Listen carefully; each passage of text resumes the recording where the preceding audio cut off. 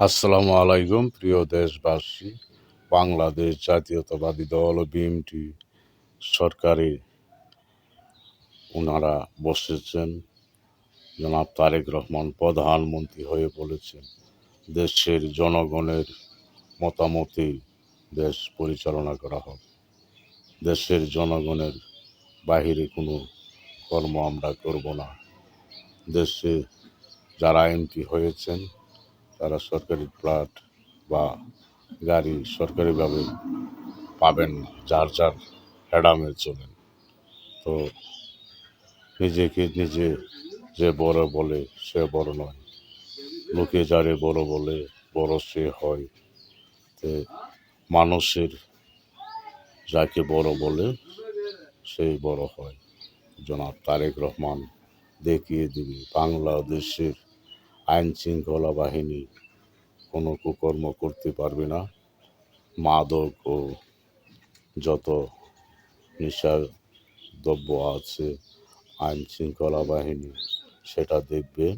আইন শৃঙ্খলা বাহিনী যেন কোনো মাদককে স্পর্শ না দেয়, কোনো সন্ত্রাসী চাঁদাবাজকে স্পর্শ না দেয়।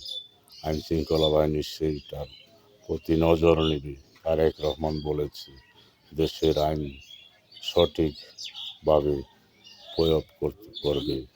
দেশের সংবিধান মতে, এই দেশের সংবিধানে যা আছে সেই সংবিধান মতে রাষ্ট্র পরিচালনা করবেন। তো ওনার যেই পরিকল্পনা সেটা বাস্তবায়ন করবেন।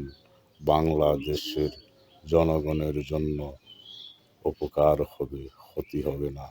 তবে যারা চাচ্ছিলেন যে আপনারা চাঁদাবাজি করবেন আর সরকারি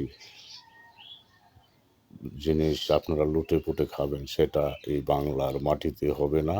সাবধান হয়ে যান, যার যার ব্যবসা করে খান, যার যার কর্ম করে খান, আর যার যার মতে চলেন। কোনো দুর্নীতি করার চেষ্টা করবেন না, তাহলে এমপি ও মন্ত্রী ক্ষমা পাবেন না তারেক রহমানের হাত থেকে।